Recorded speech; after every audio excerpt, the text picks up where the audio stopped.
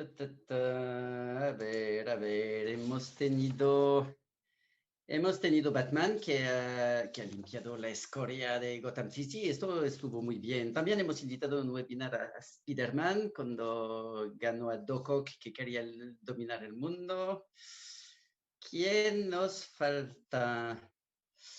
Sí, nos falta todavía un superhéroe, el que ha hecho más para salvar la industria de los eventos y la industria cultural en Barcelona. ¿Cómo se le llama este? Se llama Jordi Herreruela. Lo tenemos aquí. De hecho, le veo que tiene su capa, no se ve muy bien, pero tiene la capa detrás y obviamente tiene las medias, porque los superhéroes siempre van con medias. Nunca he entendido por qué, pero Jordi bajo la cámara tiene sus medias. Jordi, buenos días. Un poco, quizás es una exageración, pero Jordi ha organizado el famoso concierto de Love Lesbian, que ha salido de nuestras fronteras, que ha hecho mucho ruido a nivel internacional y que creo nos va a contar todo, pero creo que podemos calificar como un éxito rotundo, una acción valiente, pero un éxito rotundo. Y tenemos con nosotros también al culpable de este webinar, junto con su compañera Ana Bueno, Christophe Tesmar del Barcelona Convention Bureau. Nos interesa mucho lo que nos va a comentar Jordi, nos interesa mucho también la interpretación de Christophe Tesmar, porque adoramos la cultura, pero tenemos algo en el sector maíz, nos interesa mucho ver cómo podemos exportar esto a nuestro querido sector. Vamos al lío. Buenos días, señores, ¿se os escucha? Buenos días, Eric. Buenos días, Eric. Buenos días, Batman. Vamos al lío. Primero vamos a empezar con un pequeño video de 4 minutos que explica el proyecto y luego torturaremos a Jordi y sacaremos aprendizajes con Christophe. Cristina, que mueve los hilos.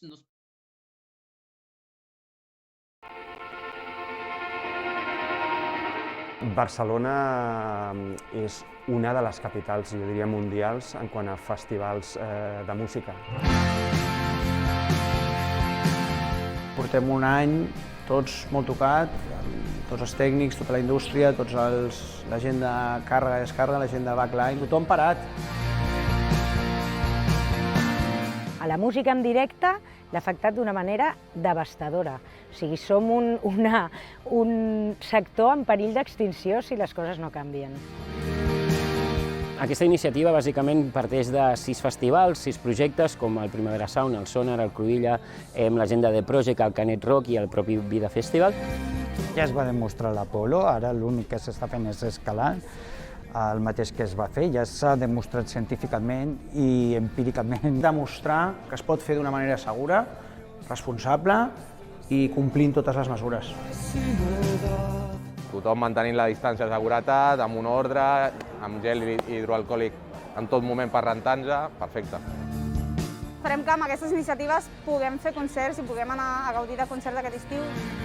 Nosaltres estem aquí per obrir camins que ens permetin tornar a la normalitat a la que estàvem acostumats. Jo crec que això és un gran pas i això anirà bé, sí. Bàsicament han passat tots un test d'antigen aquest matí, en 3 sales de Barcelona. Portaran tots una mascareta amb factor de protecció 2 durant tot el concert i hi haurà una ventilació molt optimitzada durant el concert, o sigui que passarà una mica de fred. Els testos d'antígens són supereficients no en detectar qui té el virus, sinó en detectar qui el pot contagiar. Des del punt de vista científic, la importància d'això és que un virus respiratori altament transmissible, en un espai interior on es congrega moltíssima gent sense distància física, si s'implementen aquestes mesures no hi ha un increment de risc de transmissió. Això és importantíssim. Sabeu que el món ens està mirant? Sou conscients d'això? Tothom està una mica pendent dels resultats que passin avui i les conclusions que trobarem d'aquí 14 dies per poder començar a pensar quins són els passos, la manera, la metodologia per tornar d'una manera al que fèiem abans, una certa normalitat.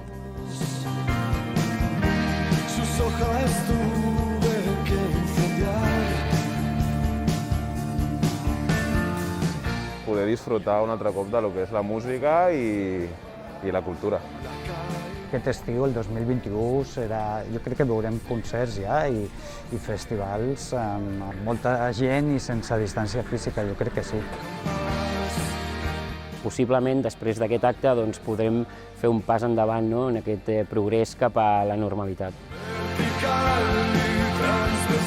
Aquesta tarda el Palau Sant Jordi serà l'espai més segur de Catalunya. Aquest és el concert de la remuntada, aquest és el concert de la tornada a l'activitat, de tornar a gaudir de música en directe tal com ho feia.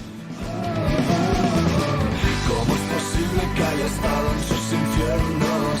Es imposible o no, misterio, y que tuviera su don. Sería posible conocerte más por dentro, no lo conseguiré, nunca sabré si yo no tengo su don, si yo no tengo su don. Y ahora ya soy, y ahora ya lo soy. Y ahora ya soy otro fan de John Boy. Y ahora ya soy, y ahora ya lo soy. Y ahora ya soy otro fan de John Boy.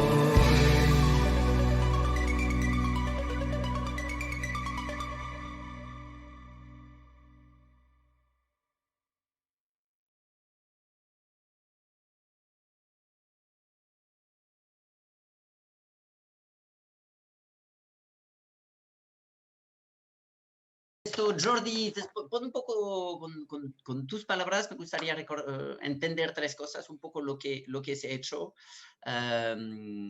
Dos, con implicación de qué a nivel administrativo, porque entiendo que habéis hecho algo que no estaba contemplado en la ley en este momento, y creo que cómo trabajar con la normativa es un tema especialmente importante. Y luego iremos a todos los aprendizajes de psicología de comportamiento de la gente, y obviamente aprendizajes de seguridad sanitaria.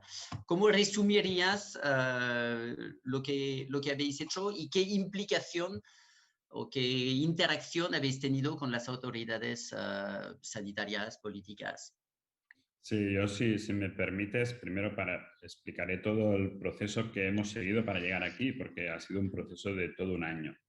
Entonces, cuando llegó la pandemia en marzo del 2020, yo creo que a finales de marzo, principios de abril, me empecé a poner en contacto con todas las administraciones públicas, Ayuntamiento de Barcelona, Generalitat de Cataluña, Gobierno de España, ofreciendo los festivales de música como espacios para testear modelos que nos permitieran salir del confinamiento. Al final, hacer un festival, como hacer un gran congreso, se parece bastante a construir una ciudad de X mil personas con todos sus servicios, ¿no? La diferencia respecto a cualquier ciudad es que tenemos unos protocolos de control de accesos bastante complejos y bastante elevados, ¿no? Muy rigurosos. Entonces, a mí me parecía que esa idea de pasaporte sanitario y de controles de acceso nos podía permitir hacer un confinamiento selectivo en lugar de un confinamiento total. En aquel momento estuve trabajando ya con gran parte de los científicos y de la comunidad médica y me di cuenta de que los test en aquel momento no tenían suficiente calidad para testear ese sistema. Había un margen de error que, aunque pequeño, un 5, 6, 7% de falsos negativos que, llevados a la masificación, generaban un impacto de propagación de la COVID enorme.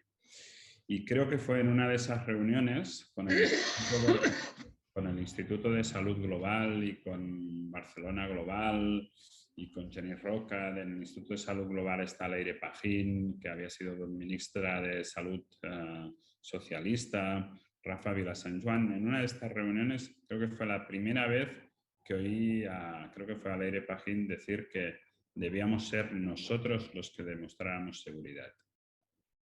Que nadie nos aprobaría nada si antes previamente no demostrábamos seguridad. Y a partir de ahí empezamos a trabajar sobre unas pruebas piloto, que nos aprobaran unas pruebas piloto. Pero el nivel de calidad de los test que había no era suficientemente bueno. En verano tuvimos menos incidencias de la propagación de la COVID y tampoco no era el momento. Y en septiembre aparecieron unos nuevos test de antígenos que habían aumentado su nivel de calidad y que, aunque no son la mejor herramienta para detectar quién tiene el virus, son una herramienta extremadamente eficiente en detectar quién puede contagiar. Y a partir de esos nuevos test diseñamos esa idea de que era generar una burbuja sanitaria haciendo test a todo el mundo antes de entrar a un recinto y eliminando la distancia de seguridad. Se hicieron varias pruebas. Los compañeros del Primavera Sound y de la Sala Apolo hicieron una prueba en diciembre. En esa primera prueba lo que fue convocar a 1000 personas. Se les hizo un PCR y un test de antígenos a las 1000. 500 seleccionadas aleatoriamente entraron en la sala a ver el concierto y 500 se fueron a su casa, y al cabo de 10 días se volvió a convocar a las 1000 y se les volvió a hacer un PCR. El resultado de esa prueba fue excepcional. Es decir, había habido gente con una PCR positiva y con un test de antígenos negativo, varios, que entraron en la sala a ver el concierto y no hubo contagio. Esa prueba, ese ensayo clínico, nos dio luz a lo que pensábamos que era una posibilidad, pero que esa posibilidad de repente se demostró de que era una realidad. Con test de antígenos se podían generar burbujas sanitarias. Y a partir de tener el resultado de esa prueba, lo que propusimos fue escalar ese modelo, y a partir de ahí diseñamos el concierto del Palau Sant Jordi con 5.000 personas, donde todos los asistentes tenían que hacerse un test de antígeno y tener un resultado negativo previamente, tenían que llevar la mascarilla, y el concierto estaba sectorizado en 3 grupos de 1.700 personas, para que si hubiera algún contagio no pudiera ser sobre las 5.000, sino sobre cada uno de los grupos. Bueno, el resultado volvió a ser muy, muy, muy bueno. Detectamos en el cribaje previo de los 5.000 personas que se hicieron test, hubo 6 positivos. Eran todos asintomáticos y 4 o 5 de ellos eran supercontagiadores. La valoración que hacen los científicos que nos han acompañado en todo este proceso, que son el equipo del doctor Clotet, del doctor Llibre, del doctor Rebollo, de la Fundación de Lucha contra la SIDA, nos da una estimación de que esas 6 personas podían haber contagiado de 60 a 120 casos. Y con lo cual evitamos un contagio de 60 a 120 personas. Y luego, posteriormente, en el concierto, la gente disfrutó del concierto sin distancias de seguridad, como lo hacíamos antes, ¿no? Por decirlo de alguna manera, pero con la mascarilla.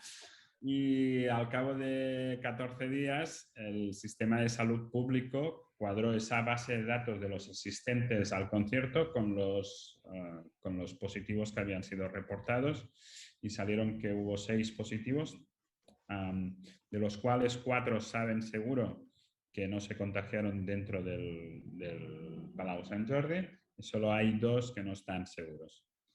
Entonces, el resultado es espectacular, porque si nos ponemos en lucha contra la prevención, hemos evitado 120 casos, de 60 a 120 casos, y en el peor de los casos podíamos haber generado 2. De manera que no solo hemos demostrado que es seguro, sino que además tiene un impacto positivo en la prevención del contagio del COVID. Vale. Uno de los aprendizajes a nivel sanitario, entiendo, es que la distancia puede ser importante para mantener el aire bastante puro, pero que el hecho de tocarse, si tienes una mascarilla y entiendo que no tocas al otro y te pones la mano en la boca, el hecho de tocarse queda bastante fuera de peligro, ¿no? Parece no ser una fuente de peligro. Ahí hay uno de los doctores que nos ha acompañado en este proceso, el doctor Boris Rebollo, que lo explica con una metáfora que yo creo que es muy fácil de entender y muy asequible a todo el mundo. Él dice que es como si nos protegiéramos con una capa de queso gruyère, el queso que tiene esos agujeritos, ¿no? Entonces, la distancia física es una de esas capas. La mascarilla es otra de esas capas. Y con 2 capas es complicado que el agujero quede en la misma posición. Una tercera capa es la ventilación y el aire libre. Entonces, con 3 capas ya casi es imposible que coincidan 3 agujeritos en la misma posición. Lo que hemos hecho nosotros es sustituir una de estas capas, la distancia física, por otra, que es el test de antígeno. Con estas 3 capas hemos demostrado que es casi imposible que haya contagio. Ahora, justamente se está valorando si es posible quitar una de esas 3 capas para quedarse solo con 2 y ver si aún así es seguro. Es decir, se empieza a hablar de que si al aire libre puede ser que no haga falta test de antígeno, o que si haces test de antígeno podría ser que no hiciera falta mascarilla. Entonces, es una evolución, son aprendizajes que vamos haciendo y que forman parte de unas pruebas de concepto, de unos ensayos clínicos y de unos estudios observacionales que lo que nos tienen que permitir es tener un método no solo para este momento, sino si hubiera futuras crisis, tendríamos un método para no volver a confinarnos. Estas capas, el test de antígenos, estaba la distancia, está la ventilación y está la mascarilla. Solo para cerrar el tema sobre distancia, porque es un tema muy importante. Yo he visto fotos de ese concierto y el hecho de que la gente se pueda estar amontonada, yo sé que ha generado mucha alegría. Es un riesgo un poco diferente de los otros. Mascarilla y ventilación, por ejemplo, pues entran en la misma liga, que es la pureza del aire. Pero se confirma que, de hecho, cada vez más se lee que el problema es menos el tacto que el aire en la enfermedad. Dentro de las 4 cosas, ¿te parece que podremos prescindir de la distancia, que el que más va a saltar es la distancia? Yo creo que la distancia salta si haces un test de antígenos. Sí. Si no haces el test de antígenos, tienes que ver qué capa eliminas. Es decir, esa idea de que tienes que tener varias capas de protección a mí me parece que es adecuada. No podemos bajar la guardia. Estamos todos viendo que las vacunas están actuando muy bien, están teniendo un gran resultado. Van mucho mejor incluso de lo que podíamos esperar. Estamos todos con esa idea de que en septiembre-octubre va a volver toda la normalidad, pero cada día hay una nueva variante del virus. No se sabe si esas variantes, todas las vacunas van a actuar o van a proteger de la misma manera. No se sabe cuánto duran las vacunas. La única cosa que nos garantiza el retorno a la actividad de manera absoluta, vaya como vaya el virus y las variantes, es ese modelo de protocolos de protección sanitaria con test de antígenos. Es decir, con los test de antígenos sí que podemos eliminar la distancia de seguridad. Vale, volveremos. Yo tengo todavía muchas preguntas para ti, Jordi. Christoph, ¿estás celoso que no tengamos esto en congresos? Rápidamente, ¿cuál es tu lectura y cuál ha sido? Porque yo creo que has provocado esto porque ves que para gente, incluso del mundo de los congresos, el hecho de que se ha hecho este experimento ha hecho mucho ruido, quizás vuelve a poner Barcelona como una ciudad que puede ser puntera en la reactivación. ¿Cuál es tu lectura de lo que ha pasado y de lo que podemos sacar para el mundo maíz? Bueno, primero no estoy celoso, sino orgulloso, porque claro, aquí una vez más Barcelona lidera un proyecto y además la repercusión internacional ha sido impresionante. Es decir, a nosotros nos ha contactado gente de todo el mundo, se han escrito artículos prácticamente en todas las revistas especializadas. Es decir, creo que ha impresionado un montón. Nosotros obviamente estamos bastante más lejos del tema y de momento ni nos planteamos el hecho de no distancia.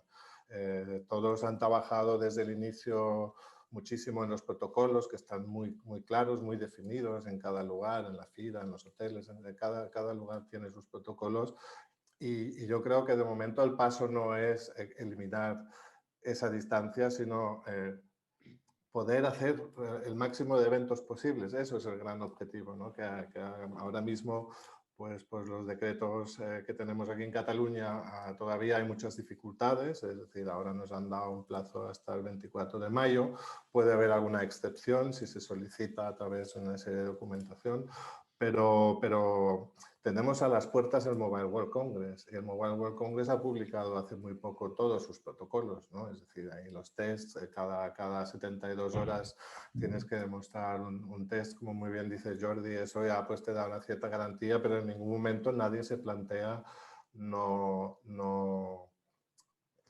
tener distancia. Es decir, es importante hacer los eventos tal como está ahora, con criterios de protocolos, con todo lo que ya estamos haciendo y que se está haciendo en muchos lugares. Tú mismo, Eric, ahí en Madrid has hecho un montón, ¿no? Es decir, y ahí sí que estamos celosos, que nos gustaría mucho poderlos hacer aquí también.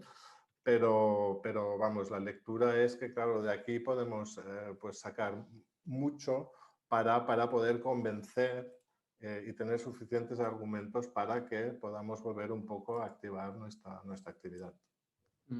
Quizás nos falta este tipo de investigación. Es interesante porque Jordi ha hecho lo que nos acaba de comentar. Hemos publicado la semana pasada el Godot, que se ha hecho un poco bajo la misma lógica de decir, pues voy a ver al Procicat, que es la autoridad sanitaria de Cataluña. Los organizadores han ido a ver y han definido juntos lo que se podía hacer para que el torneo fuera seguro, y el torneo se ha hecho y todo muy bien. ¿Te parece, Christoph, que tendríamos que aprender de esto, de este enfoque de decir no esperamos las normas? Y de hecho es una pregunta para Jordi también, de qué aprendizaje en nuestra relación con la norma. Me parece que hemos sido muy buenos soldados en el sector de eventos, congresos o más, y que hemos dicho, pues a ver lo que dicen los de arriba, qué podemos hacer. Jordi ha dicho, ¿no? Yo voy a intentar ayudar a las autoridades, pero también forzarles o animarles a que codefinamos las normas. Christoph y luego Jordi, ¿qué aprendizajes en cuanto a actitud de cara a la próxima pandemia? Porque de cara a otra. Bueno, esperemos que no. Eric, probablemente llegue otra, pero bueno, esperemos que no sea el caso. Sabes que nosotros, como comenté, junto con la Cámara de Comercio, hemos hecho un pequeño evento que se llamaba Back to Events, que también hemos hecho los tests y hemos reivindicado un poquito nuestro sector y trabajando para ese reconocimiento y sobre todo poder conseguir que no solo se vea la cultura o se vea el deporte, ¿no? Pues el deporte tú lo acabas de mencionar, pero este fin de semana hemos visto Madrid el Mutua, hemos visto la Fórmula 1, que también ya había 1000 personas. En las ligas inferiores de fútbol ya hay público en el estadio. Es decir, muchos están allí dando sus pasitos y obteniendo sus pequeños frutos y nosotros no. Nosotros no, a nosotros nos está costando mucho más y ya no es solo un tema que de normativas o no, yo también creo que es un reconocimiento de nuestro sector, que no hace falta explicar lo que significa. Y ahí es donde veo que podríamos extrapolar estos ejemplos y especialmente el ejemplo de Jordi, porque ¿qué diferencia hay? Además nosotros esa capa de la distancia ni nos la planteamos, con lo cual hacer eventos es no seguro, segurísimo. No me consta en los pocos que he podido estar de que haya habido algún caso, tú lo sabrás mejor. Y yo creo que es desde ahí donde tenemos que construir. Absolutamente. De hecho, las capas de Gruyère tenemos muchas en este sector. Creo que nunca ha habido un caso. Y es verdad que hay una serie de cosas. Yo creo que en un festival necesitas gritar, necesitas abrazarte, etcétera. En un congreso médico no se pide esto, con lo cual tendría que ser no más difícil, sino digamos a igualdad, o quizás incluso algún día más fácil. Jordi, tu experiencia, tenemos que tomar las riendas de la definición de normas. ¿Las autoridades les gusta o parece que les estás molestando cuando les contactas para esto? Bueno, es un proceso, ¿eh? Yo cuando intento explicarlo es como si yo le preguntara a mi abogado si puedo firmar alguno de los contratos que firmo. La respuesta siempre es que no. ¿No? Estoy siempre asumiendo una serie de riesgos al respecto de lo que hago y nunca puedo estar 100% protegido. Entonces nosotros vamos a a quien su función vital es protegernos, ¿no? Es como la fábula esta del escorpión y la rana, ¿no? O sea, la forma natural que tiene salud y que tiene interior de actuar es protegernos y es su forma de vida. Entonces les hemos dado a salud y interior las riendas de poder decidir qué hacemos o no en un momento excepcional, en una crisis global, y su función es protegernos. Entonces, si nosotros le preguntamos a ellos si podemos hacer algo, la respuesta siempre va a ser que no. Lo que tenemos que hacer es hacer unas propuestas de plan, no de normativas, porque normalizar y normatizar una serie de eventos o o todo un sector para que se pueda abrir, ellos no lo van a ver claro hasta que esté todo muy seguro.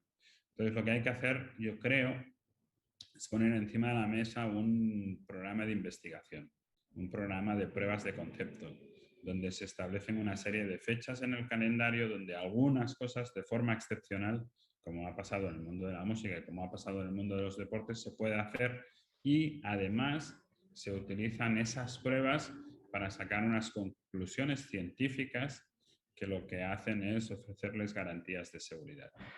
Entonces, por ahí es por donde yo creo que la sociedad civil en general hemos estado esperando que la administración nos dijera qué podemos hacer y qué no podemos hacer. Creo que tenemos que cambiar la actitud, creo que tenemos que tomar las riendas y con rigor, con un rigor absoluto, con acompañamiento científico, con acompañamiento médico, con una visión casi de ensayo científico y de demostración médica de que lo que hacemos es seguro, pero con todo ese rigor, a partir de ahí es posible ir abriendo y pedir normativa. De hecho, les estás haciendo un favor, es decir, yo creo que la reacción espontánea de muchos de nosotros es decir, han llamado a las autoridades, les estarán molestando y va a ser complicado. Quizás les habéis ofrecido lo que necesitan hacer ellos, que es investigar, ¿no? Sí, también hay que entender que la primera prueba que se hizo en diciembre costó 500.000 euros para que 500 personas entraran a ver un concierto. Y eso lo financió el sector privado. La segunda prueba costó 250.000 euros para que 5.000 personas entraran a ver un concierto. Es decir, costó la mitad y lo multiplicamos por 10 la asistencia de público. Pero la mitad del presupuesto continuaba siendo deficitaria. Y eso lo financiamos el sector privado. Es decir, el sector privado también ha decidido asumir riesgo, poner dinero de su bolsillo para demostrar a las administraciones que es posible encontrar una solución alternativa a estar completamente cerrados. Y eso también quizá, no sé, en los eventos musicales estamos como muy acostumbrados a asumir esos riesgos económicos, ¿no? En asumir que contratamos un artista, hacemos una apuesta, no sabemos si venderá o no venderá, ¿no? Estamos como más acostumbrados a esa sensación de riesgo en la parte financiera, pero realmente ha supuesto niveles de inversión importantes para una industria que estaba muy tocada, pero que ha pensado que era la única opción de volver a la actividad. Una ventaja que quizás tenéis, entiendo que tenéis mucha cultura de seguridad ya, porque la seguridad física en un congreso no suele ser un problema, pero entiendo que vosotros tenéis, todos los festivales tienen una responsabilidad de seguridad y está acostumbrado a modelizar riesgos o a pensar en riesgos, ¿no? Sí, de hecho, yo creo que también los congresos, cuando hubo los atentados en Barcelona de las Ramblas, todos desarrollamos protocolos antiterroristas en coordinación con las fuerzas de orden público, o, por ejemplo, en el caso del Cruïlla hace 8 años que le ponemos una pulsera con un chip a todo el mundo para que sea su pulsera monedero y nadie utiliza dinero. Entonces, ahí tenemos un centro de control de datos funcionando en real time y singularizamos la experiencia del público. Hacemos cosas que son yo creo, para mí simples, pero que poca gente más hace, que es convocar a todo el mundo que hace su cumpleaños y llevarles un pastel y celebrarlo con una copa de cava, o ofrecer experiencias diferentes por niveles de fidelidad o por ser más o menos fan de unos artistas. Entonces, sí que es verdad que es una industria que está muy tecnificada en toda la parte técnica, todo lo que se está hablando ahora de pasaportes sanitarios. Nosotros hace años que trabajamos con todos estos controles, con toda esta técnica, y que quizá la administración no ha sido capaz de ver que los eventos podíamos ser un aliado, ¿no? Cuando veo que se montan hospitales efímeros, pienso, son los organizadores de eventos los que deberían montar estos hospitales y no el ejército, porque nosotros somos especialistas en montar estas estructuras y además cuidando bien a la gente, ¿no? Cuidando los detalles.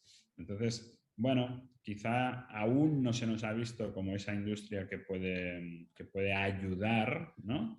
Y que puede ser motor de transformación y de innovación, pero yo creo que, bueno, que es el momento de reivindicarnos y de poner en valor lo que sabemos hacer.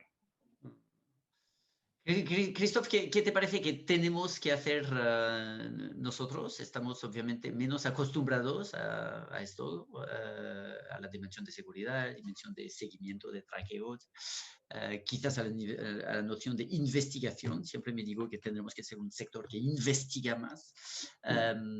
¿Qué deberes nos pones colectivamente? En esto estoy de acuerdo con lo que acabas de decir, pero que deberíamos ser más investigadores, pero una vez más vuelvo al desconocido en nuestro sector, porque muchas cosas de las que ha hablado Jordi ahora en nuestro sector también están allí desde hace mucho tiempo.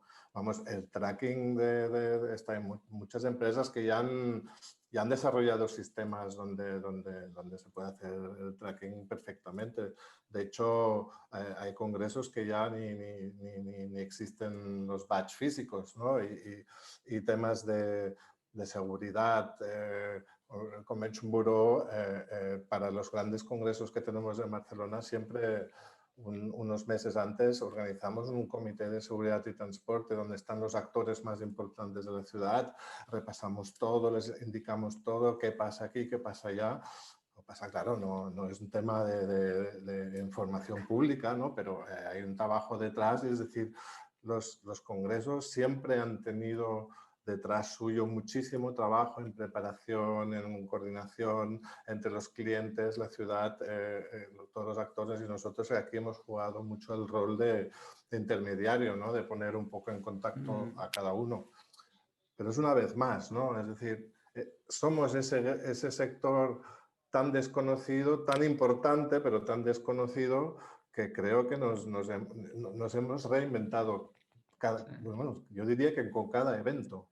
Y el deber más importante que nos pongo a todos, a mí mismo el primero, es eso, que conseguir un día que realmente el sector maíz sea un sector reconocido como cualquier otro. No queremos ni más ni menos, queremos lo mismo, porque estamos convencidos de que generamos tantas cosas. Ya no quiero hablar de impactos económicos, etcétera, pero en educación, evolución, todos esos congresos médicos que muchos pasan por la ciudad. En cada congreso de estos se presentan nuevos tratamientos, resultados de ensayos clínicos.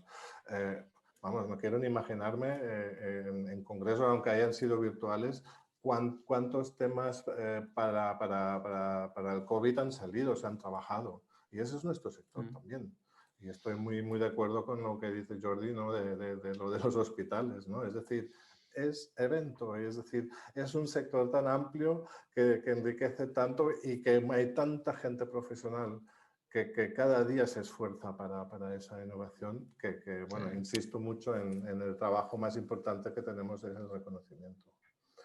Claro, no es lo mismo un concierto que al final, pues mediáticamente tiene mucho más repercusión que el Congreso de la Sociedad Europea de Reumatología, que también es importante, ni mucho menos de desmerecerla, pero que mediáticamente pues no tiene esa importancia.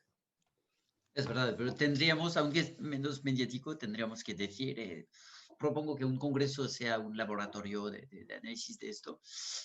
y quizás sufrimos de nuestra falta de reconocimiento, pero me parece que ni lo hemos intentado, con lo cual, y esto soy parte del problema, hemos hecho un evento de 300 personas hace 2 semanas, hemos querido hacerlo muy responsable, nunca hemos pensado cómo podemos aprovechar esto como laboratorio. Yo por poner un ejemplo respecto a esto, creo que en diciembre también, cerca de la fecha donde se hizo el concierto de 500 personas en Barcelona, se hizo otro concierto en Madrid con 5.000 personas, que era el concierto de Rafael, que también se habló mucho de él. Entonces, el concierto de Rafael se hizo con otro protocolo, se hizo manteniendo las distancias de seguridad sin test de antígenos.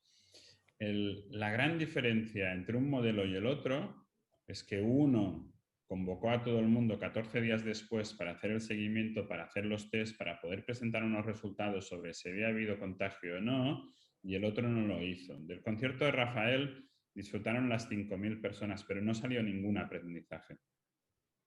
Sí. Entonces, y de hecho, quizás por eso yo he visto cómo se ha organizado el concierto y me ha parecido muy cuidado a nivel de protocolos, con lo cual a mí me parece que probablemente ha sido un evento muy seguro, pero es verdad que fue un evento controvertido cuando el tuyo en absoluto no hubo controversia, puesto que era un experimento. Entiendo que yo no he visto por lo menos polémica.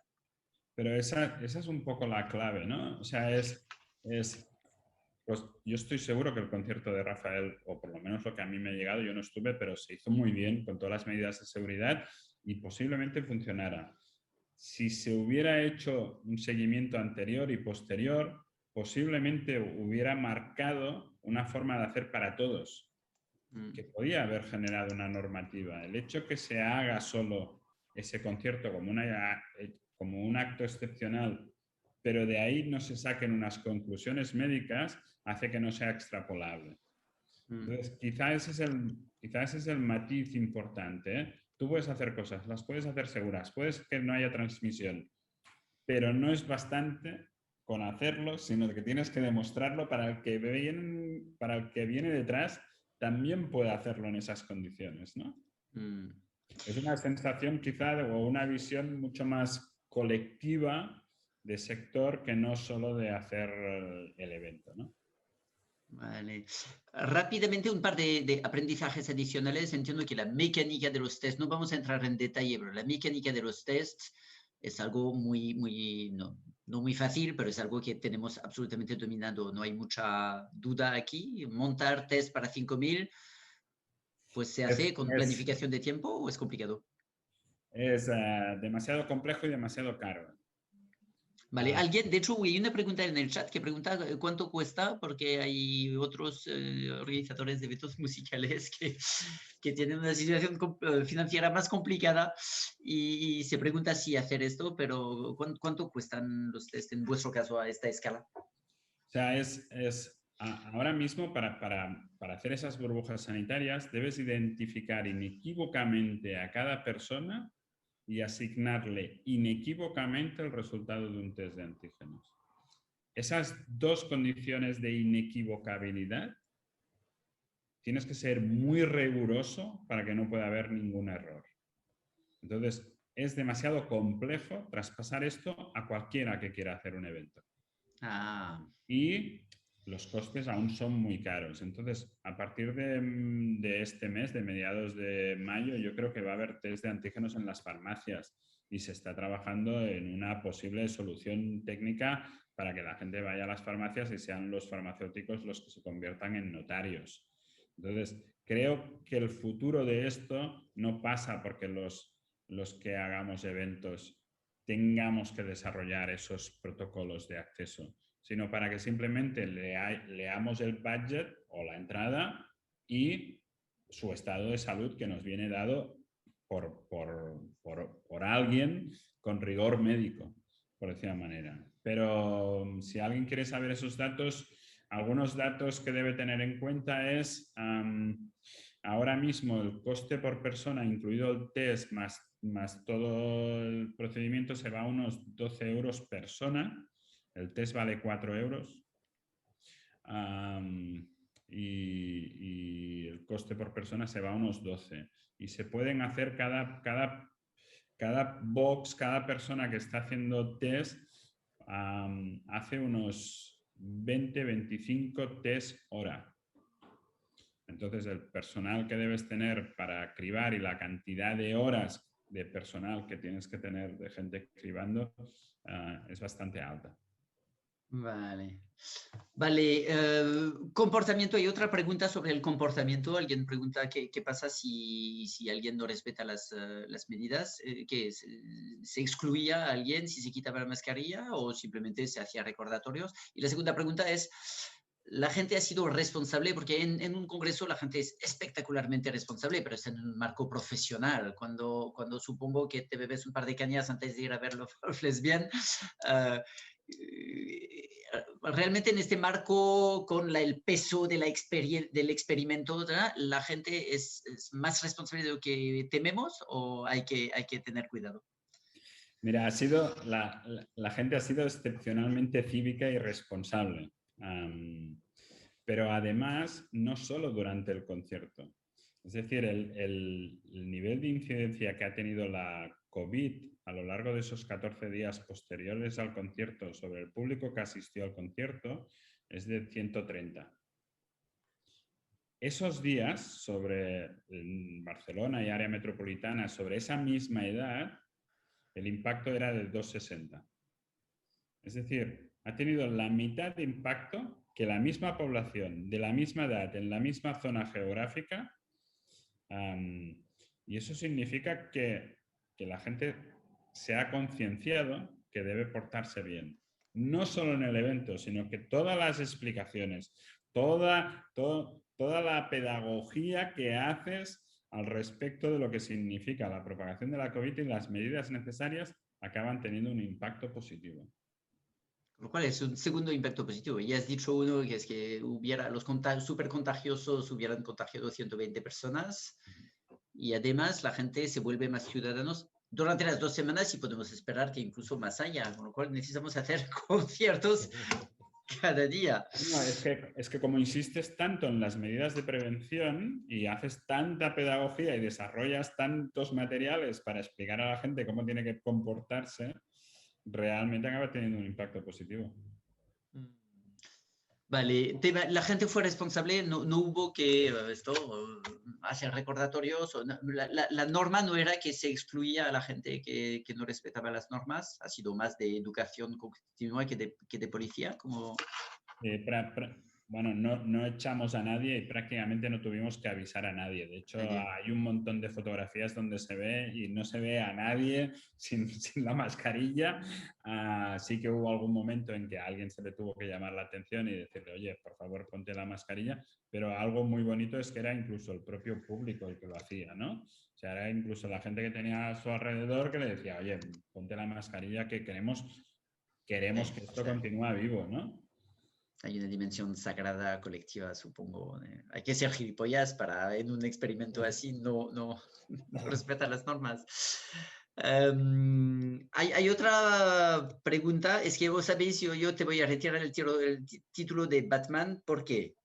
Blanca Cubillo nos dice, hace 2 semanas en Liverpool hubo una rave de 3.000 personas con edades entre 18 y 20 años en los que no era necesario llevar mascarilla. Yo quiero que vuelvan los eventos, pero me parece extraño que se autorice esto. Es un proyecto del gobierno con asociaciones musicales. ¿Estáis en contacto? ¿Tenéis datos sobre esto? Sí, de hecho no fue una rave, fue un festival, un concierto.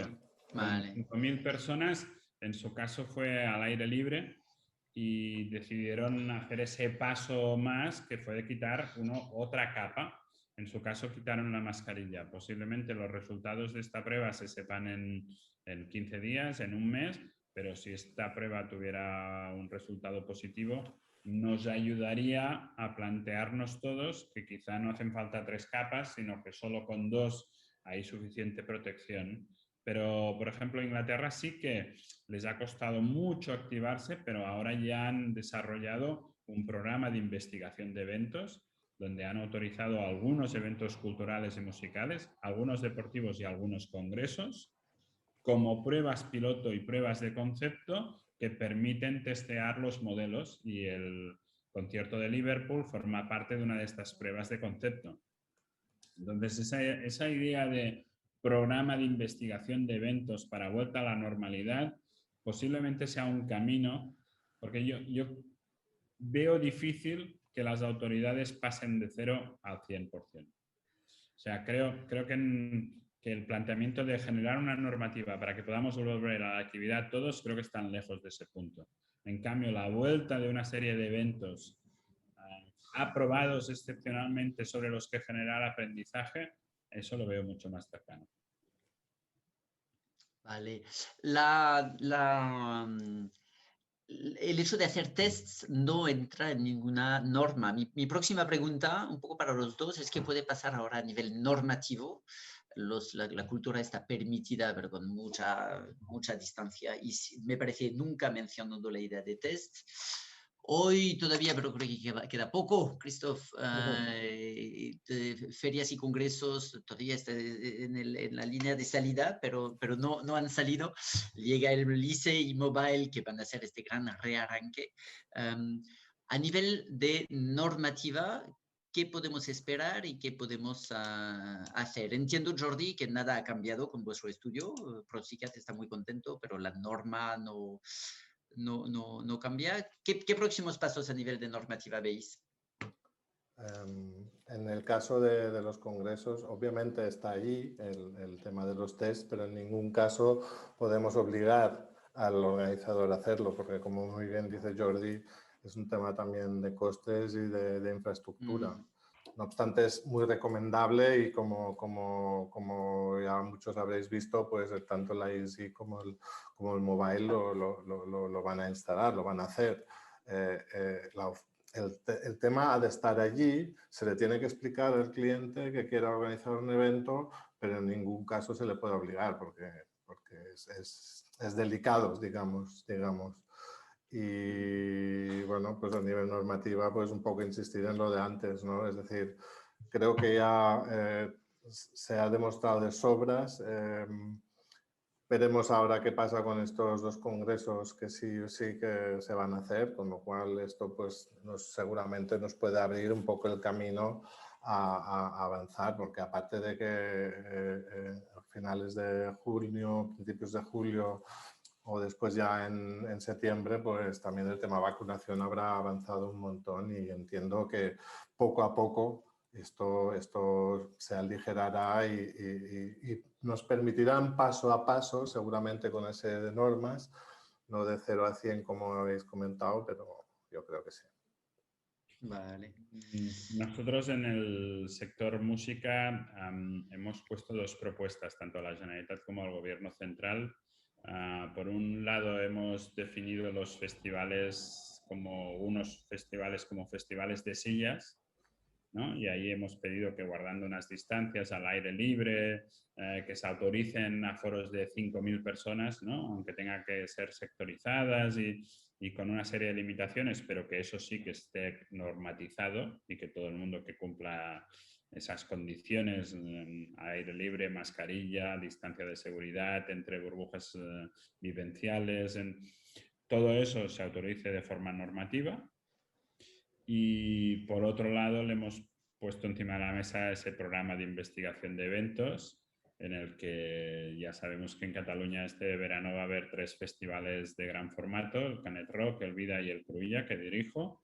Y en el caso del Cruïlla vamos a volver a sensaciones muy parecidas a las que teníamos antes, pero haciendo test de antígeno cada día a todo el mundo antes de entrar, y teniendo que tener un resultado negativo en el test de antígeno como condición imprescindible para entrar, porque dentro del recinto no va a haber ni sectorización ni distancia de seguridad y vamos a tener a miles de personas saltando, bailando y abrazándose. O sea, ¿Y esto es porque porque hay una relación establecida, habéis demostrado que podíais hacer el de Love Lesbian, o es algo que todos los organizadores de eventos musicales podrán hacer? Entiendo que no es ley todavía. De momento continúan siendo unas excepciones. En nuestro caso, lo que hemos puesto encima de la mesa es la posibilidad de continuar avanzando en en la demostración de algunos aspectos que nos ayudaría. Por ejemplo, hay muchas teorías sobre si un negativo en un test de antígeno te da un margen de 24, 48 o 72 horas, pero nadie ha demostrado nada alrededor de esto. Y en nuestro caso lo que queremos es demostrar si puede durar 24, 48 o 72 horas. O aún nadie ha demostrado si a la gente que está vacunada hace falta hacerle el test o no.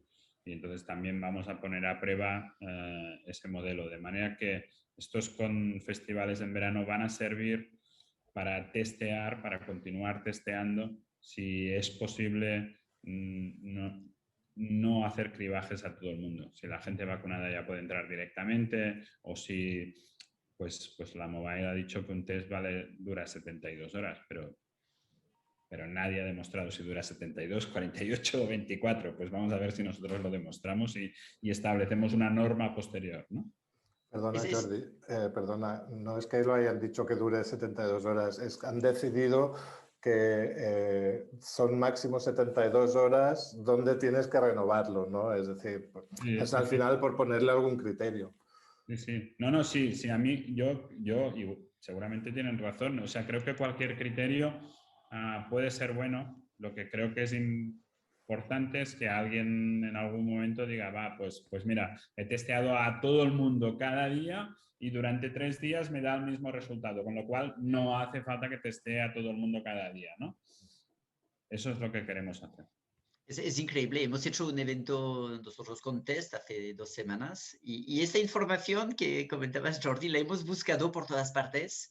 Quería saber si exigir un test 24 horas, 48 horas, 72 horas y ningún médico me lo ha dicho. Me ha dicho, sí, no, 24 horas está bien, probablemente 48 horas está bien también, 72, pero de un año después no sabemos, es increíble. Bueno, porque supone que alguien tiene que hacer un evento y testear a todo el mundo cada día para demostrar si sirve esos conceptos, ¿no? Bueno, pues eso es lo que queremos hacer este verano. De manera que aún son unas autorizaciones excepcionales y continúan formando parte de ese programa de investigación que lo que intenta es sacar aprendizajes. Vale. Perfecto. Hay otra pregunta. Alguien preguntaba sobre el mobile, pero Christoph has contestado. Yo tengo una curiosidad sobre el mobile. El test en origen es a priori lo que hará la gente para evitar venir, para darse cuenta de que tienen que quedarse 2 semanas, aunque Barcelona sea maravillosa. Sí, bueno, pero no sé si quedarte 2 semanas en la habitación de hotel, aunque sea muy maravillosa la ciudad. No, es decir, aquí las normas de llegada, evidentemente, creo que no hay ninguna compañía aérea que ahora mismo no exija un PCR negativo para poder subirse. Luego cada país tiene su normativa que evidentemente esa no la pone el mobile, esa la pone ya cada país el suyo. Y aquí, pues bueno, en caso de que alguien haya llegado pues como muy tarde aquí en la puerta de la fila, pues tendrá que demostrar un test negativo o hacerse el test ahí mismo. ¿Te parecen tus contactos con organizadores internacionales? Este concierto de Love of Lesbian ha sido algo divertido que ha generado curiosidad o ha contribuido a tranquilizar a pues el mobile no necesita esto, pero a un organizador que se dice, no sé si es muy responsable hacer un evento. Cuando dices que un concierto de 5.000 ha reducido la incidencia, ¿esto es un arma que utilizas y que funciona? A ver, repercusión ha tenido, ya lo he dicho antes, ¿no? Y hemos hablado con gente que se ha quedado muy impresionada, ¿no? por este tema. Ahora no te puedo decir concretamente, ya alguien nos ha contactado, voy a hacer algo en Barcelona porque he visto que se ha hecho el concierto tal, pero que evidentemente es una arma, es una argumentación buenísima pues para poder explicarlo. Ahora vamos a tener todas las miradas puestas en ISD y en el mobile, que ojalá todo vaya muy bien, y yo creo que ya con eso se habrá generado suficiente confianza, pero desde luego, por lo menos el cliente internacional percibe que en Barcelona no estamos quietos, ¿no? Nos movemos entre todos para intentar demostrar que tanto pues en este caso los conciertos como en nuestro caso los hacer eventos y congresos es seguro. Es que a priori, si se puede hacer un concierto con la fiebre que tiene, yo creo que la gente con traje y corbata a 2 metros uno del otro. 2 metros de distancia, sí, exacto. Si hay un rebrote ahí, yo cambio de sector. Sí, seguro que los congresos tienen menos riesgo que un concierto. Seguro, segurísimo.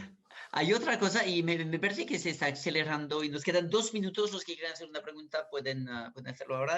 Alguien pone el 20 de mayo se hará una prueba piloto de ocio nocturno en Sitges con estudio clínico y seguimiento posterior a los 15 días. Esto es otra cosa que la vuestra, pero está bien. Ahí habéis hecho cantera, ¿no? Sí, hay una prueba ahora mismo en Gerona que se llama Obrim Girona, que lo que intenta es con test de antígenos abrir restaurantes y discotecas y algún concierto, digamos, de una dimensión más pequeña, pero continúan haciendo. Se va a hacer otra en Sitges con ocio nocturno. Bueno, a mí me parece que ese es el camino. El camino son esas pruebas de concepto, y creo que... Bueno, quizá hemos abierto una metodología, pero que está bien que todos los sectores se desarrollen también. Yo a veces he dicho que el sector restauración, que ha estado cerrado parcialmente, ¿no? Hasta hace muy poco, estaba cerrado porque los propios restauradores no eran capaces de confirmar quién cumplía la normativa y quién no. Si ellos se hubieran organizado como sector y hubieran perseguido que todo el mundo cumpliera la normativa estrictamente, podían haber estado abiertos. El problema es que la administración no tiene la capacidad de comprobar quién cumple la normativa y quién no. Y entonces, ante la duda de que alguien no la cumpla, cierran todo un sector. Pero si los sectores se organizan y se autorregulan, mucho mejor que no que los regule la administración. Sí, es verdad. Supongo que es complicadísimo. Sois un evento, la restauración son, no sé, 10.000 puntos de venta, algunos con ventilación, algunos sin. Pero es verdad que seguro que algunas cosas se hubieran podido hacer. ¿Algún mensaje más allá de que sabemos más y que el futuro tiene que consolidar esto, pero que a priori estamos viendo la dimensión segura de los eventos? ¿Tenéis alguna conclusión adicional, Christoph y Jordi, o os dejo ir a salvar el mundo? ¿No? Bueno, yo creo que hemos de ser valientes, ¿no? Es decir, está clarísimo. Es decir, tenemos muestras de sobra que podemos tirar para adelante y hemos de ser valientes, realmente luchar por ello y que en cuanto antes tengamos esa autorización para poder hacer bien nuestra actividad y ya está, porque la profesionalidad está demostradísima y que cuando se haga un evento aquí funcionará perfectamente y no habrá ningún problema seguro. Sí, yo tengo una cierta obsesión en no dejarlo todo en manos de la vacuna, ¿no? Es decir, igual va todo súper bien y en septiembre, octubre nos ahorramos todos los protocolos, nos ahorramos todo lo de los test, nos ahorramos todo, pero si hubiera cualquier otra incidencia estaría bien tener un plan. Entonces, que la gente que piensa en eventos en octubre, noviembre, diciembre, en primavera, pueda poner encima de la mesa de su roadmap un plan B que tenga que ver con activar protocolos que pasen por burbujas sanitarias, me parece que sería algo que yo recomiendo que la gente lo tenga ahí como apuntado, de decir, mira, esto lo voy a poder hacer seguro, pase lo que pase, si tengo este protocolo alternativo. Vale, hemos aprendido a base de bofetadas, nos vamos a volver muy prudentes, plan A, plan B, plan C. Una última para Jordi. El Cruïlla, entre comillas, se salva, es decir, va a ser un festival con mucha gente. El sector de festivales va a tener otro año de casi apagón, con conciertos de unos cientos de personas. ¿Es lo que nos espera este verano? Sí, es así. Además, nosotros somos un sector que que tenemos una temporalidad muy concreta, casi todos los festivales es en verano y entonces cuando ha pasado un año y no lo has hecho, ya no es que te haya bajado la actividad un tanto por ciento, es que realmente tienes un año en blanco. Entonces, los festivales que dependen mucho de la contratación de artistas internacionales y que dependen de giras internacionales y que se tienen que planificar con mucho tiempo, posiblemente este año vuelvan a pasar su segundo año en blanco. El Cruïlla tiene unas connotaciones especiales respecto a que casi el 100% de su público es local y que casi siempre hemos tenido un 50% de programación de artistas nacionales. Entonces, poder hacer una edición mucho más decantada hacia artistas nacionales y sin tener que contar con el público internacional nos puede funcionar y nos está funcionando y seguro que funcionará muy bien. Pero es una excepción dentro del panorama de grandes festivales. Entonces ha habido dos reconversiones, unos al Festival de Sillas y otros directamente han cancelado y se han aplazado a 2022, pero con un impacto enorme, porque eso significa pasarnos 2 años en blanco, ¿no? Sí, sí. Veo en el chat, se ha pensado en realizar también, y luego cerramos, se ha pensado en realizar también un pasaporte para la entrada segura a los festivales, tipo el pasaporte COVID que se solicitará para viajar. Y otra versión de esta pregunta es, simplemente el pasaporte para viajar podría ser útil para, por ejemplo, festivales. Volvemos un poco a lo mismo, ¿eh? Todo lo que dejemos en manos de las administraciones y cuanto más amplias, si hablamos de administraciones europeas, igual tardamos un poco en verlo. Vale. Además, por lo que yo tengo entendido, el pasaporte sanitario a nivel europeo, cuando esté, quien lo tiene que legitimar son los estados. Entonces, yo creo mucho más en esa idea de... creo que ya Nueva York lo ha desarrollado de pasaporte lúdico, ¿no? Que te permite centros comerciales, congresos, deportes, actividades culturales y que ¿quién te lo ofrece? Te lo ofrece un notario de tu estado de salud que es un farmacéutico, que lo tienes distribuido en miles de farmacias a tu alrededor y que eso te da X horas, ya veremos, ¿no? 72, 48, no sé, se tendrá que probar, tendrá X horas de vida social donde puedes ir a lugares donde si te controlan ese pasaporte sanitario pueden eliminar la distancia de seguridad. Entonces, tengo la sensación de que el futuro, digamos, más cercano debería ir por no esperar que la administración solucione esto con el pasaporte sanitario, sino que nos movamos todos para pedir que las farmacias asuman ese rol. Perfecto, pues un enorme gusto. Vamos a publicar un artículo sobre estos aprendizajes. Es una formulación que probablemente odiarás, Jordi, pero habéis salvado vidas y esto da gusto ver que se puede hacer un evento y además el balance es probablemente salvar vidas y no solo tener problemas como problemas sanitarios como pensábamos antes, con lo cual un aprendizaje lleno de optimismo. Felicidades, seguiremos publicando lo que se hace en el campo del evento cultural y en el campo MAIS. Publicaremos dentro de poco ICE y el mobile que van a dar vida a Barcelona, a la parte business de Barcelona. Quiero dar las gracias a Ana, compañera de Christoph, que es la culpable de todo esto, a Cristina Marín, nuestra regidora, a Wachiti por la conectividad, a Meetmaps por el registro y la interactividad, y sobre todo a Christoph y a Jordi por esta apasionante conversación. Un placer, muchas gracias.